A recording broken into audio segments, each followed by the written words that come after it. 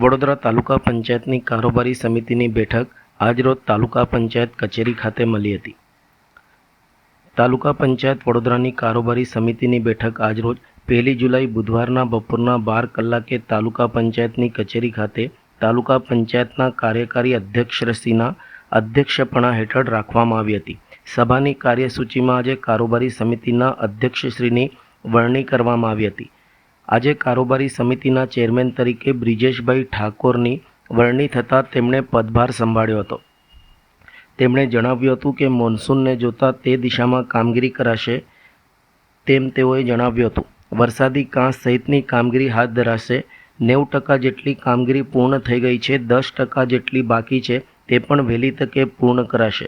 Road રસ્તાની કામગીરી વરસાદ બાદ હાથ ધરાશે તેમ તેઓ દ્વારા જણાવવામાં આવ્યું હતું.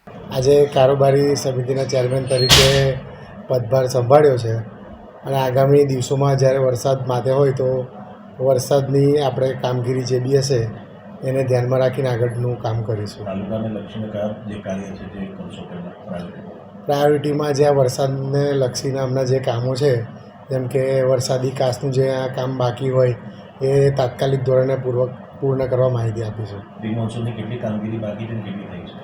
પ્રી મોન્સૂનની 90% જેટલી કામગીરી થઈ ગયેલ છે. 10% જેટલી બાકી છે. એ કામગીરી પૂર્ણ કરવા પણ રજૂઆત કરી દીધી છે. રોડ રસ્તા વિશે શું નોંધ રાખશે? રોડ રસ્તા વિશે હમણાં તો આ મોન્સૂનમાં તો ઉપરથી પરિપત્ર જ આવી જાય છે કે વરસાદમાં રોડ રસ્તા બનાવવાના, એટલે 3-4 મહિના પછી જે કામગીરી હવે ચાલુ થશે.